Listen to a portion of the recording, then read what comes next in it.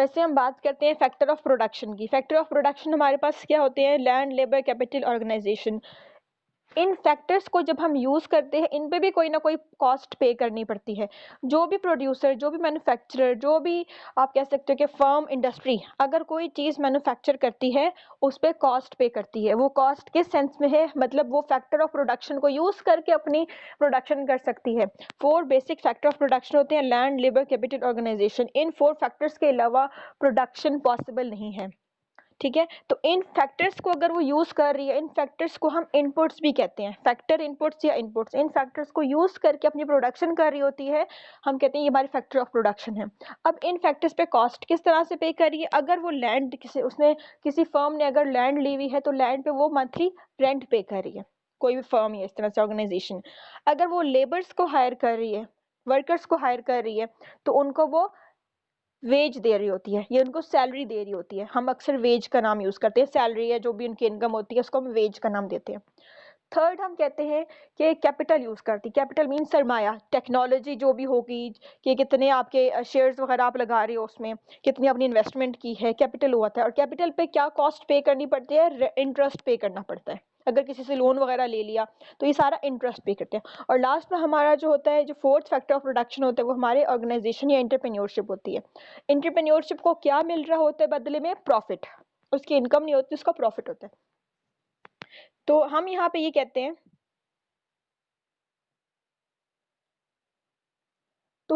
ये कह सकते हैं कि किसी भी फर्म का, किसी भी प्रोड्यूसर का फैक्टर ऑफ प्रोडक्शन या इनपुट्स है, वो 4 प्राइमरी इनपुट्स हैं। ठीक है, लैंड, लेबर, कैपिटल, ऑर्गेनाइजेशन। और इन्हीं इनपुट्स पे जो कॉस्ट पे कर रहा होता है प्रोड्यूसर या मैन्युफैक्चरर, उसको हम कहते हैं कि फैक्टर कॉस्ट है ये। ठीक है, हर एक फैक्टर पे हम कोई कॉस्ट पे कर रहे होते हैं। वो कॉस्ट किन सेंस में?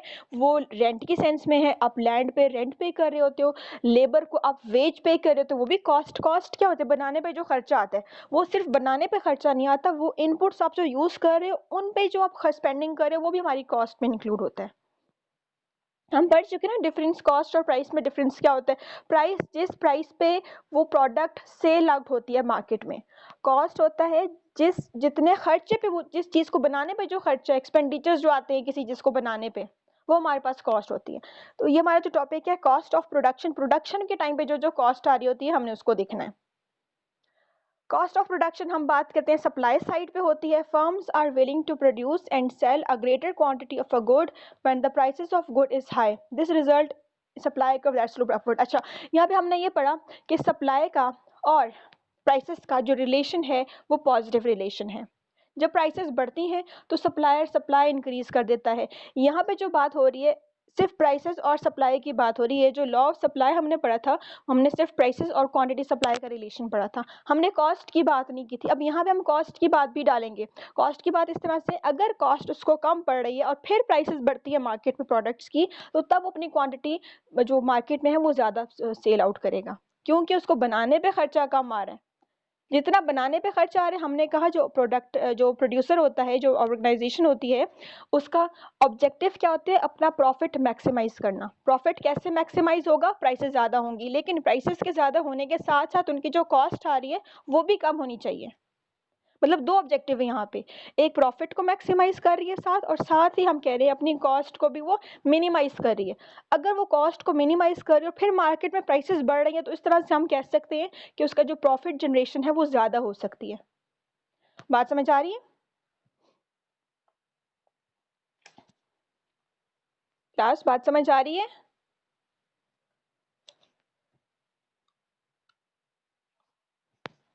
ओके, यहाँ पे वही बात है, फर्म्स ऑब्जेक्टिव, फर्म का ऑब्जेक्टिव क्या है? Maximise profit. और साथ नेक्स्ट ऑब्जेक्टिव भी कर दो। ये बहुत रेयर लिखा होता है, हम ज़्यादातर न्यूमेरिक्स में लिखते हैं, लेकिन आपने 2 ऑब्जेक्टिव्स लिखने हैं। फर्स्ट ऑब्जेक्टिव के प्रॉफिट को मैक्सिमाइज करना, लेकिन प्रॉफिट तब मैक्सिमाइज होगा मतलब जब प्राइसेस बढ़ती हैं, कॉस्ट नहीं बढ़ती, प्राइसेस बढ़ती हैं।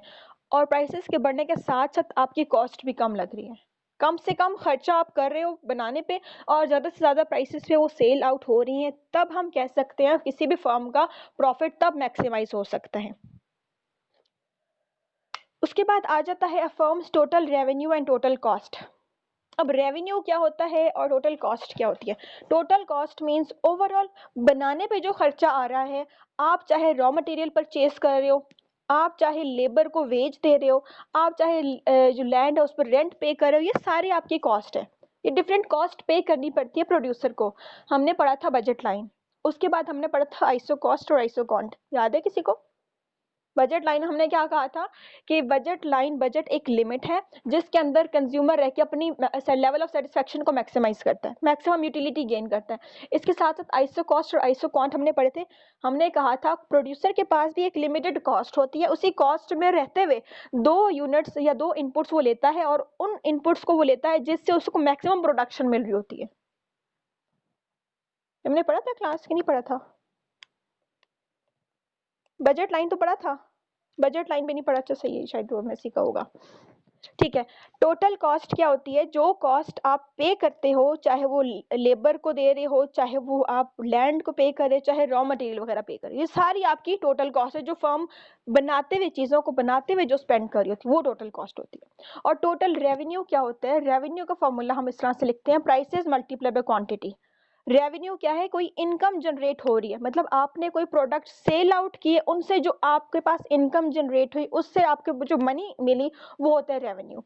लेट्स सपोज आपने मार्केट में 10 पेन्स सेल किए, 10 पेन सेल आउट हो गए और हर एक पेन की जो प्राइस थी वो 5 रुपीज थी।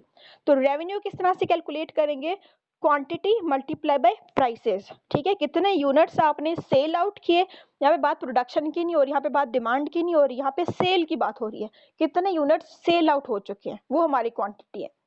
10 यूनिट्स अगर आपके सेल आउट हो चुके हैं और हर यूनिट की जो प्राइस थी वो 5 रुपीज थी, तो अब आपके मतलब हम प्राइस मल्टीप्लाई बाय क्वांटिटी करेंगे, 10 मल्टीप्लाई बाय 5 हो जाएगा, विच इज इक्वल टू 50। तो अब यहाँ मतलब है रेवेन्यू जो जनरेट हुआ 50 रुपीज का हुआ। इस तरह से हम रेवेन्यू जनरेट करते हैं। बात समझ आइए? रेवेन्यू क्या है? The amount that a firm receives for the sale of its product. कोई भी प्रोडक्ट अगर सेल किया, कितनी क्वांटिटी में सेल किया, किस प्राइस पे सेल किया, वो हमारा होता है रेवेन्यू। बात समझ आई? रेवेन्यू का formula prices multiply by quantity, कितने यूनिट्स आपने सेल किए मल्टीप्लाई बाय इट्स प्राइसेस या multiply by per unit price. या इनकम, प्रोडक्ट्स को सेल करके जो इनकम अर्न की है किसी भी फर्म ने, रेवेन्यू के अंदर इसकी कॉस्ट भी इंक्लूड होती है, रेवेन्यू के अंदर इसकी प्राइस भी इंक्लूड होती है। क्लास क्लियर हो रहा है? रेवेन्यू क्या होता है?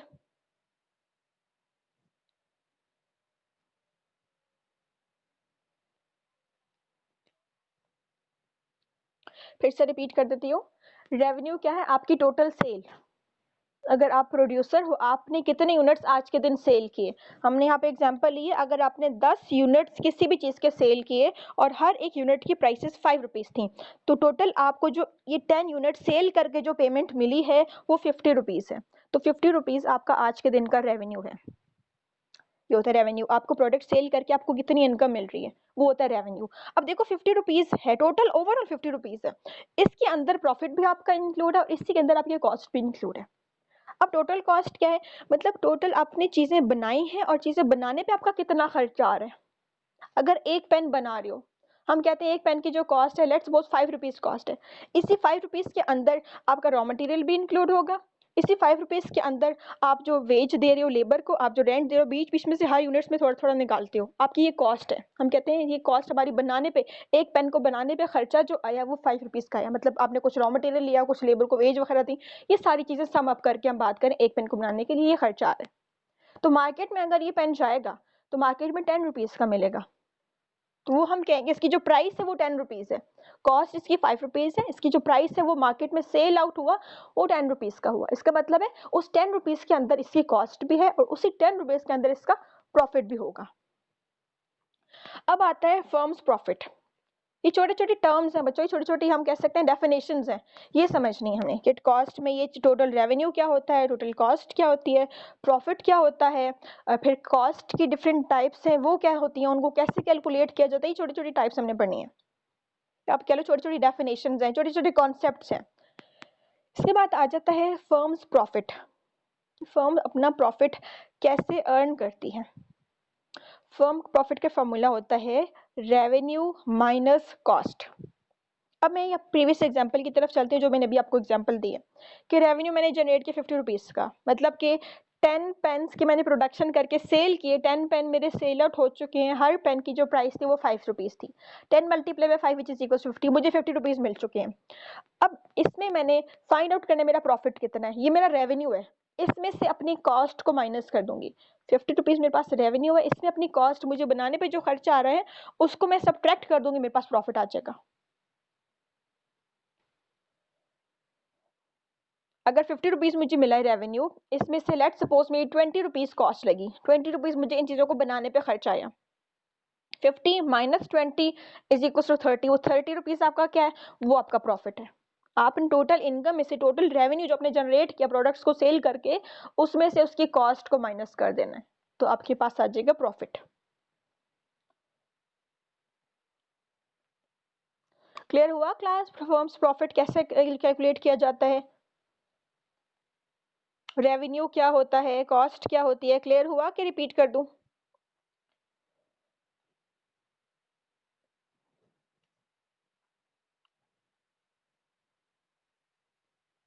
हो गया, आगे चले। इसके बाद आ जाता है कॉस्ट को फर्दर दो कैटेगरीज में डिवाइड किया जाता है। मैं ये आपको एक असाइनमेंट दूंगी आज। कॉस्ट को दो तरह से डिवाइड किया जाता है, एक होती है एक्सप्लिसिट कॉस्ट, एक होती है इम्प्लिसिट कॉस्ट।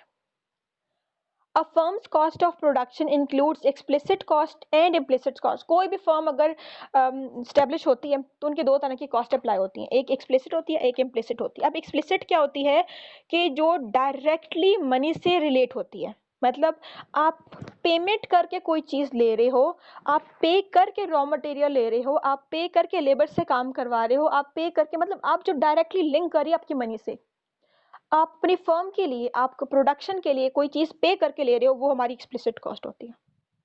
इम्प्लिसिट कॉस्ट क्या है, अगर कोई प्रोड्यूसर अपने ही रिसोर्सेज यूज़ कर रहा हो, उसके पास कोई पड़े हुए हो वो रिसोर्सेज अगर वो यूज़ कर रहा हो, या अगर कोई प्रोड्यूसर आप कह लो कि जो टाइम दे रहा हो अपने बिजनेस को, ये टाइम भी इम्प्लिसिट कॉस्ट में आता है। अपने रिसोर्सेज अगर दे रहे हैं वो भी आपकी इम्प्लिसिट कॉस्ट में आते हैं, जो कि मनी से डायरेक्टली लिंक नहीं करता। अगर जो प्रोड्यूसर वो कहता है चलो मेरे पास ये चीज़ फलां चीज़ पड़ी है, मैं वो यूज़ कर लेता हूँ अपने बिजनेस में, तो ये इम्प्लिसिट कॉस्ट है। एक्सप्लिसिट कॉस्ट जो कि आप अपने बिजनेस के लिए डायरेक्टली पे करके ले रहे होते हो। समझ आए इम्प्लिसिट और एक्सप्लिसिट का डिफरेंस?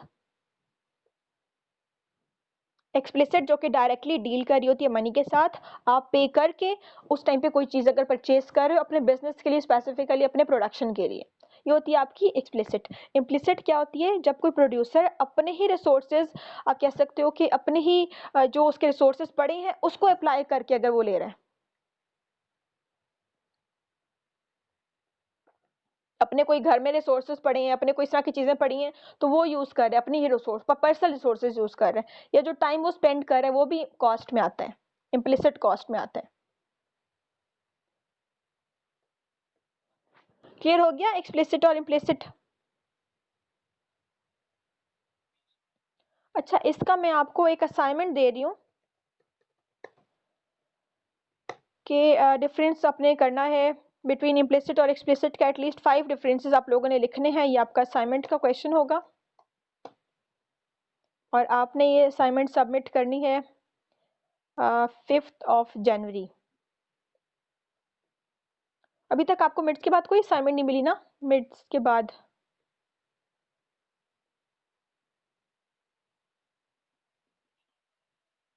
इकोनॉमिक्स की नहीं मिली, ठीक है, आज मैं दे रही हूँ एक असाइनमेंट,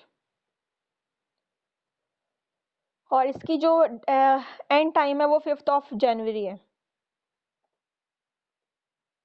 सिर्फ आपने 5 डिफरेंसेस लिखने हैं इम्प्लिसिट और एक्सप्लिसिट के, और एग्जांपल्स भी 5 डिफरेंसेस लिखोगे और साथ एक अलग जो पॉइंट होगा वो एग्जांपल्स का होगा।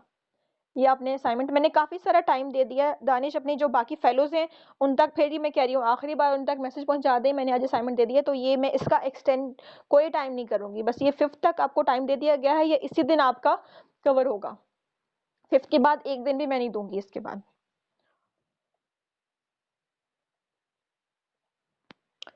ओके, इस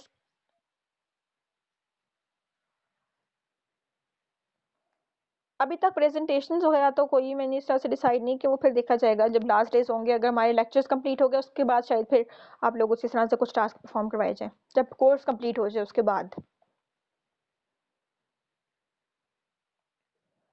अच्छा, असाइनमेंट टैब में असाइनमेंट के नाम से आप देख सकते हो वहाँ पे एक आपके पास ऑप्शन आएगा, एक ही क्वेश्चन मैंने दिया है, डिफरेंशिएट बिटवीन एक्सप्लिसिट और इम्प्लिसिट। आपने 5 पॉइंट्स लिखने हैं और 5 पॉइंट्स के अलावा आपने एक एग्जाम्पल का पॉइंट दोनों में डालना है।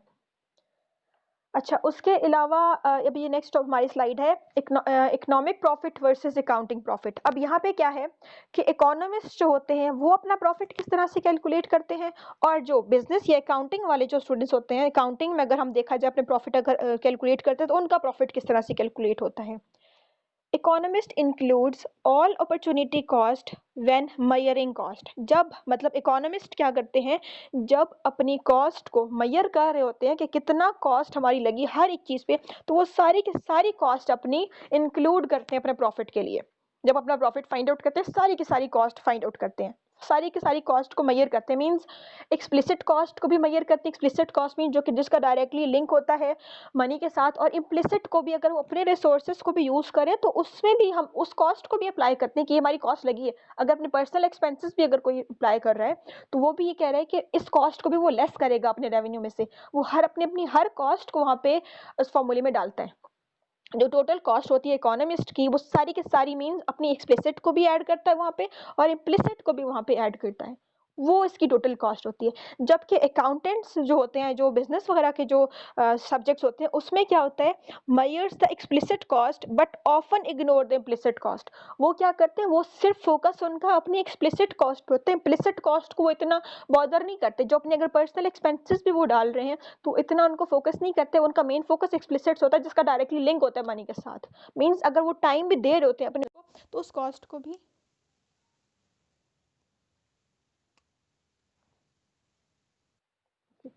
तो अकाउंटेंट्स क्या करते हैं, वो सिर्फ अपनी एक्सप्लिसिट कॉस्ट को ऐड करते हैं, अपनी इम्प्लिसिट कॉस्ट को इग्नोर कर देते हैं। जबकि इकोनॉमिस्ट क्या करते हैं, वो जितनी भी उनकी कॉस्ट आ रही होती है, एक्सप्लिसिट हो इम्प्लिसिट हो, सारी की सारी कॉस्ट को ऐड अप करते हैं।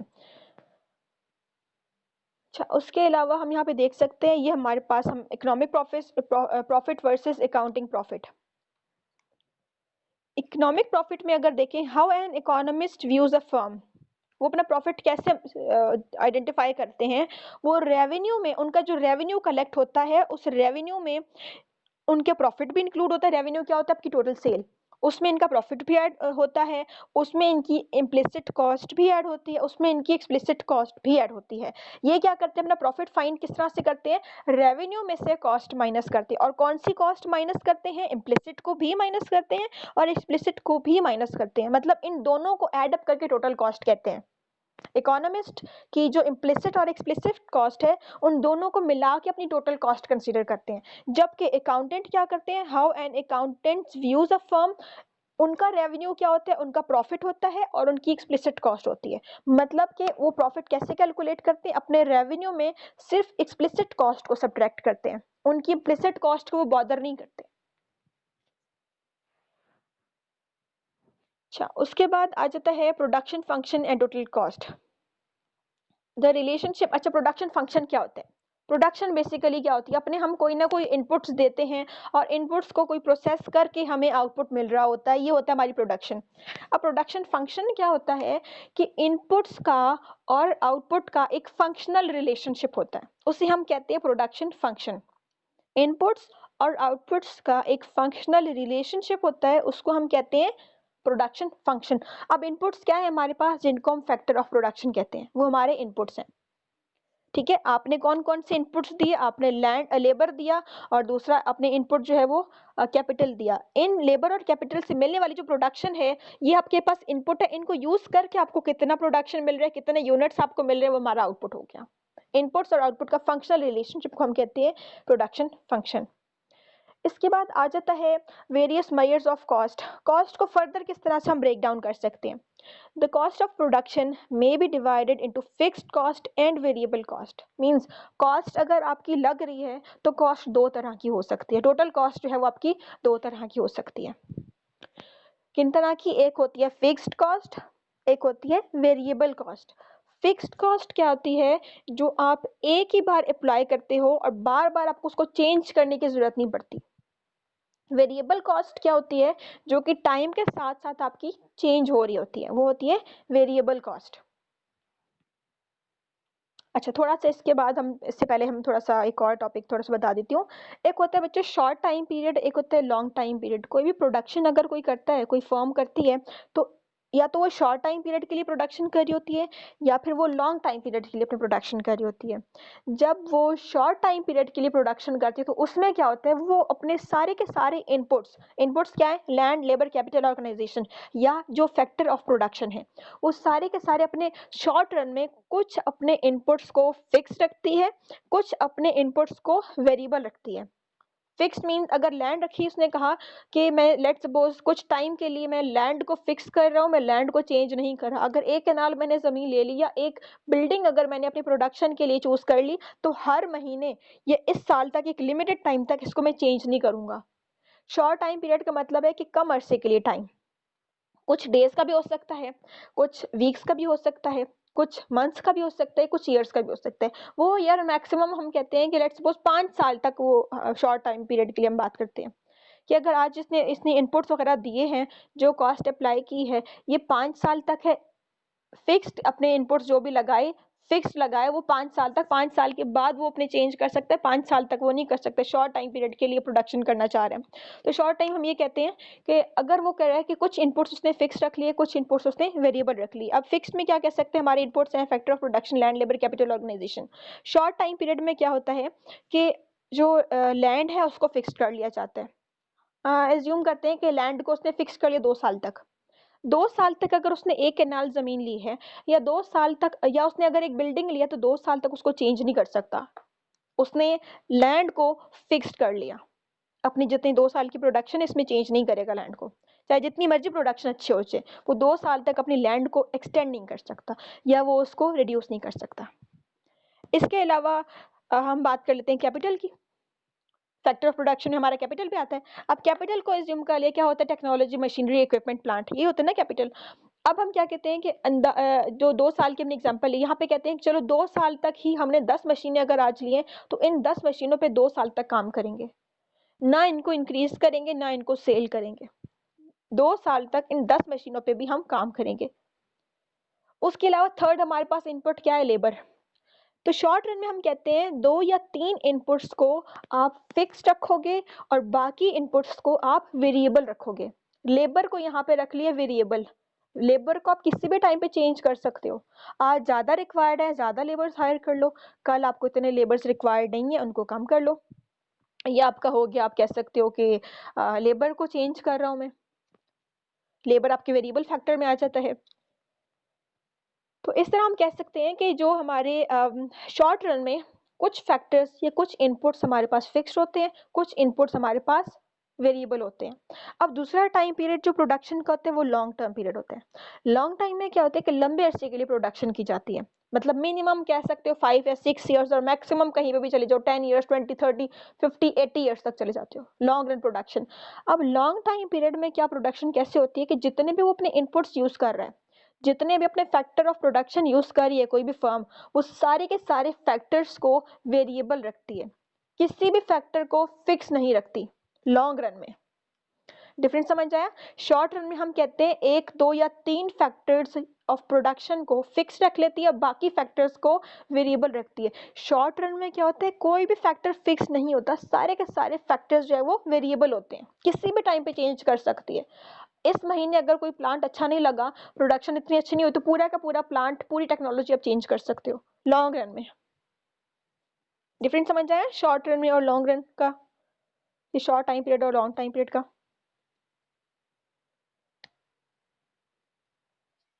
अच्छा, उसके अलावा यहाँ पे जो बात हो रही है, अब वो प्रोडक्शन की बात हो रही है ना, अब यहाँ पे उन्हीं प्रोडक्शन के बेसिस पे हम कॉस्ट की बात कर रहे हैं कहता है कि कॉस्ट दो तरह की होती है, एक होता है फिक्स्ड कॉस्ट, एक होता है वेरिएबल कॉस्ट। फिक्स्ड कॉस्ट वो कॉस्ट होती है जब आपने एक बार लगा दी और उसको आप बार बार चेंज नहीं करे। अगर मैं कहती हूँ कि अगर मैंने मशीनें इतनी खरीद ली, किसी प्रोड्यूसर ने इतनी मशीनें खरीदी, इतनी कैपिटल खरीदा, वो बार बार 2 साल तक वो चेंज नहीं करा, मतलब वो उसका फिक्स्ड कैपिटल फिक्स्ड कॉस्ट लग गई है, बार बार कॉस्ट उसकी चेंज नहीं हो रही, हर रोज उसको पे करके नई मशीन नहीं खरीदनी पड़ी, वो कॉस्ट फिक्स्ड हो गई है। अगर इसी तरह से कोई लैंड अगर उसने परचेज कर ली, वो भी फिक्स्ड कॉस्ट है, वो भी चेंज नहीं कर सकता रोज रोज।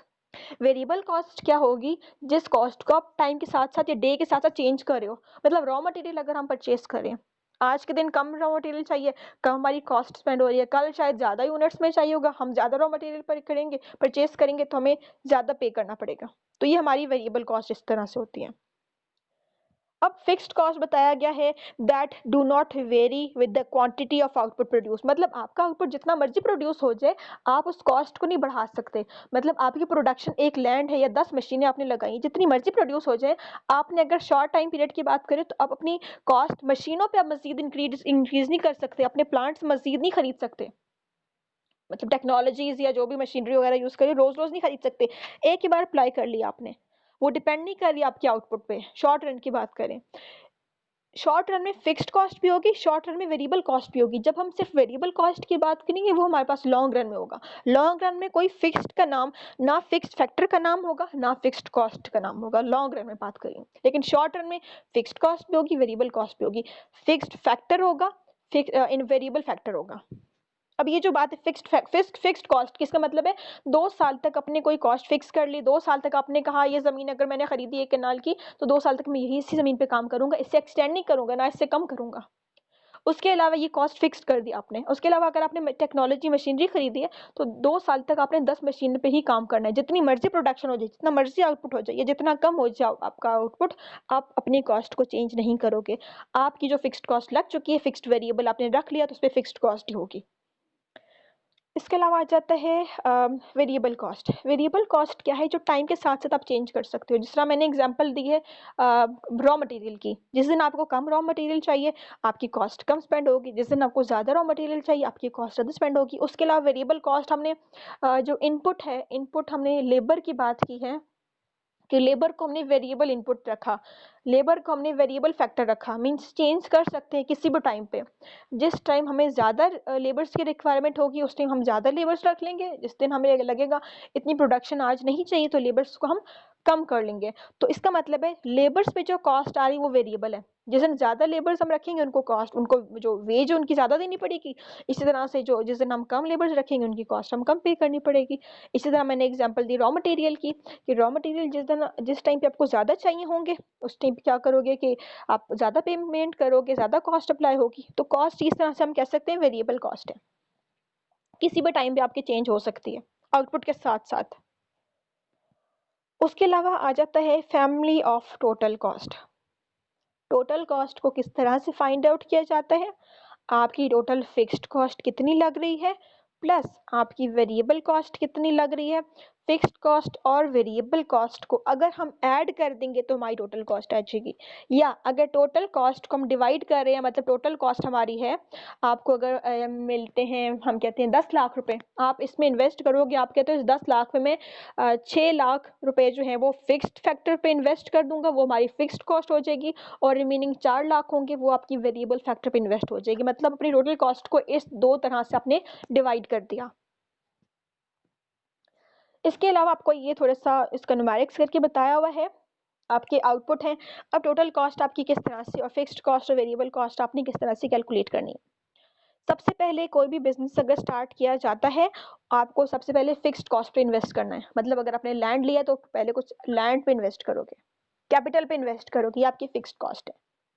आपने इन्वेस्ट कर दिया, लैंड और कैपिटल लिया, लेट्स सपोज $3 का हो गया आपका, ठीक है। और उस टाइम पे आपने कोई लेबर हायर नहीं किया, आपने कोई रॉ मटेरियल हायर नहीं किया, मतलब वेरिएबल फैक्टर में कुछ चीजें हायर नहीं की, तो उस टाइम पे उनकी कॉस्ट होगी वो 0 होगी। तो टोटल कॉस्ट किस तरह से आपने कैलकुलेट की? Fixed cost plus variable cost $3 plus $0 which is equal to total cost that is $3। उस टाइम पे आपका आउटपुट कोई प्रोड्यूस नहीं हुआ, आउटपुट 0 है, क्योंकि आपने सिर्फ इन्वेस्ट किया, अभी आपने सिर्फ लैंड परचेज किया, आपने सिर्फ कैपिटल परचेज किए, ना अभी आपने रॉ मटेरियल लिया, ना अभी तक आपने कोई लेबर्स हायर किए, मतलब वेरिएबल कॉस्ट कोई अप्लाई नहीं की, सिर्फ अपनी फिक्स्ड कॉस्ट अप्लाई की टेक्नोलॉजी लेके, और उस टाइम पे आपका कोई आउटपुट नहीं प्रोड्यूस हुआ। क्वांटिटी का मतलब है आपकी टोटल प्रोडक्शन, आपका टोटल आउटपुट।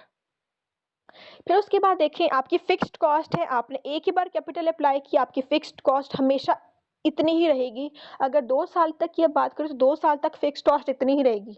अगर 2 महीनों की बात करें तो 2 महीने तक आपकी फिक्स्ड कॉस्ट इतनी ही रहेगी, सिर्फ चेंज आएगा वो वेरिएबल कॉस्ट में आएगा।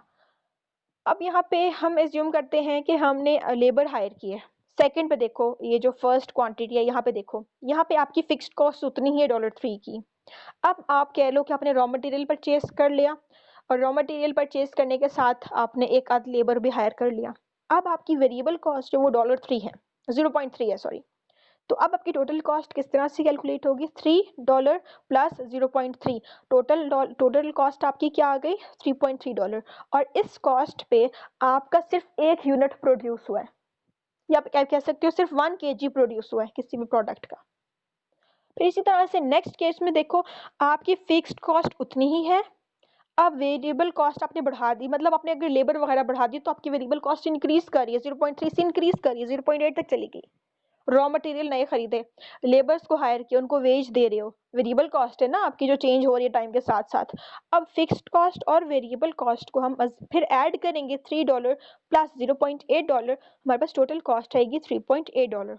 और इस टाइम पे इतनी कॉस्ट अप्लाई करके हमें आउटपुट मिल रहा है 2 यूनिट्स का।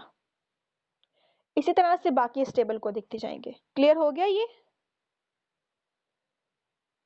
आप देख सकते हो फिक्स्ड कॉस्ट आपकी है वही कॉस्ट, उसमें कोई चेंज नहीं आ रहा, सिर्फ चेंज आ रहा है आपकी वेरिएबल कॉस्ट में। चाहे आप रॉ मटेरियल पे वो स्पेंड कर रहे हो, चाहे आप अपने इनपुट फैक्टर्स पे स्पेंड कर रहे हो। लेबर्स को हमने अगर वेरिएबल फैक्टर रखा तो लेबर अगर आप जो उनको जो वेज दे रहे हो वो हमारी उस पर डिपेंड कर रहे हैं। तो फिक्स्ड कॉस्ट और वेरिएबल कॉस्ट को अगर हम ऐड कर देंगे तो हमारी टोटल कॉस्ट निकलेगी और हमारा आउटपुट भी इंक्रीज होता जाएगा। यहाँ तक किसी स्टूडेंट को कोई प्रॉब्लम?